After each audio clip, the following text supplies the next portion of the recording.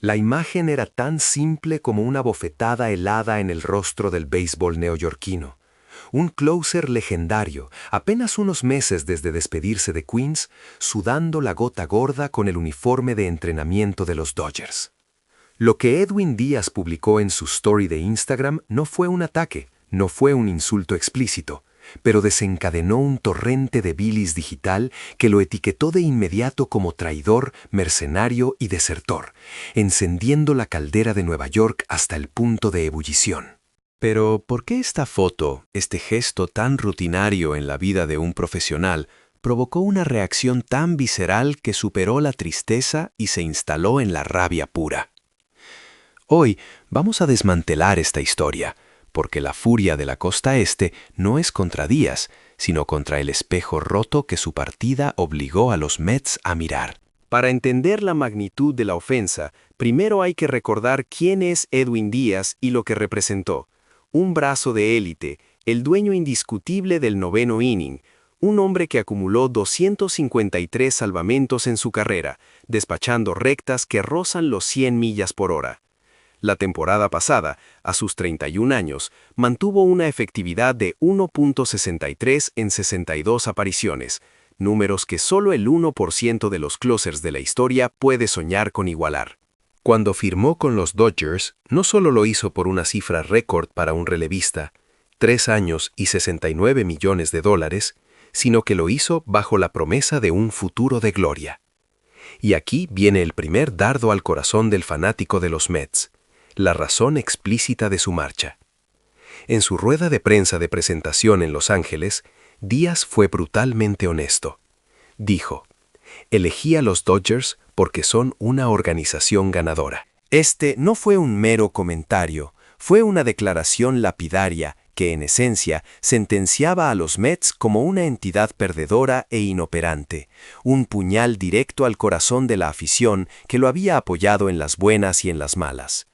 Como dice el renombrado analista de movimientos de Hot Stove, Kenji Tanaka, el verdadero dolor no es la partida, sino la justificación. El mercado habló, y el mercado nunca miente. Pero Díaz no solo eligió el dinero, eligió el éxito garantizado. Y ese contraste, esa negación de su antigua casa, es lo que lo convierte en villano. Pero si analizamos la situación con la frialdad de los números, la ira del fanático es tan incomprensible como inevitable. Porque no es Díaz el traidor, es la gerencia de los Mets la que ha traicionado a su propia promesa. El descontento comenzó mucho antes de que Díaz hiciera la maleta. Tras quedarse fuera de postemporada, los Mets mantuvieron al manager Buck Showalter, pero en un movimiento estructuralmente demente, despidieron a gran parte del staff de coaching, incluyendo al coach de picheo, un hombre que había trabajado codo a codo con Díaz. ¿Qué mensaje envía una organización cuando castiga a los trabajadores de campo, pero mantiene al líder en la cima? Es una estructura podrida, donde la responsabilidad se diluye y la confianza se evapora. Se rumorea en los círculos internos que hasta 8 de los 12 entrenadores de posición fueron purgados en una sola noche, un nivel de inestabilidad que atemorizaría a cualquier profesional. Este ambiente de desconfianza fue el caldo de cultivo que permitió el golpe de gracia de los Dodgers. Los Mets, desesperados por encontrar un sustituto para Díaz, o al menos un closer de élite, persiguieron agresivamente a Devin Williams. Las negociaciones se estancaron. Y aquí es donde entra la maestría de Andrew Friedman, el presidente de operaciones de béisbol de los Dodgers. Según fuentes cercanas a la negociación, tan pronto como Friedman escuchó el rumor del fracaso de Williams con los Mets, activó inmediatamente el contacto con el agente de Díaz, Jorge Rivas. El mensaje de Friedman fue claro, directo y demoledor. Tú no eres el plato de segunda mesa. Te necesitamos a ti. Eres nuestra prioridad absoluta. Para Díaz, que probablemente ya se sentía valorado a medias por unos Mets que buscaban activamente a un reemplazo de primer nivel, mientras él aún consideraba el regreso, esta fue la señal definitiva.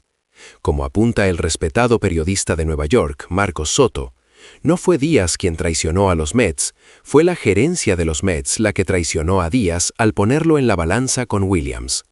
Él solo reaccionó como un profesional, buscando el sitio donde no lo dudaran. La gran revelación, el clímax emocional de esta saga, es que la salida de Díaz no fue solo por dinero o por la victoria, fue una huida. Era la necesidad desesperada de escapar de lo que los propios fanáticos, en sus momentos de honestidad, reconocen: un camerino tóxico, disfuncional, una jaula dorada llena de egos desmedidos y divisiones internas. Hay susurros persistentes sobre el deterioro del ambiente tras la llegada de ciertas figuras de alto perfil que, en lugar de cohesionar, crearon facciones y agotaron a sus compañeros con un comportamiento egocéntrico. Díaz, el trabajador incansable y silencioso, se encontró atrapado en un lodazal. Compare esto con el ambiente de los Dodgers, donde la cultura de trabajo, el disfrute por el juego y la humildad de figuras como Shohei Ohtani impregnan cada rincón del camerino. La diferencia entre Nueva York y Los Ángeles no era económica, era de salud mental.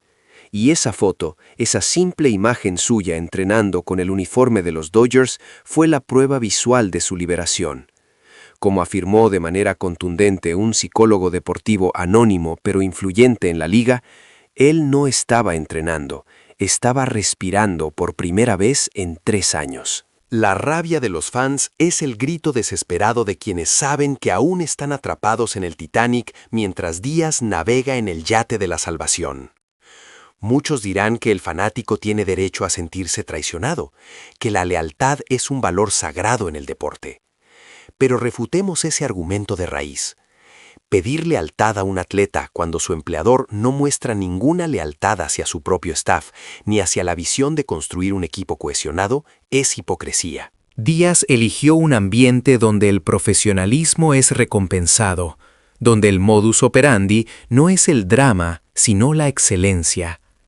El verdadero traidor es la organización que, a pesar de... Díaz eligió un ambiente donde el profesionalismo es recompensado, donde el modus operandi no es el drama, sino la excelencia. El verdadero traidor es la organización que, a pesar de gastar fortunas, sigue siendo incapaz de generar química y estabilidad. La furia en los comentarios de Instagram, ese clamor por traidor, no es odio genuino hacia Díaz, es la frustración que no tiene dónde más ir. Es la conciencia dolorosa de que la promesa de un equipo ganador en Queens sigue siendo un espejismo.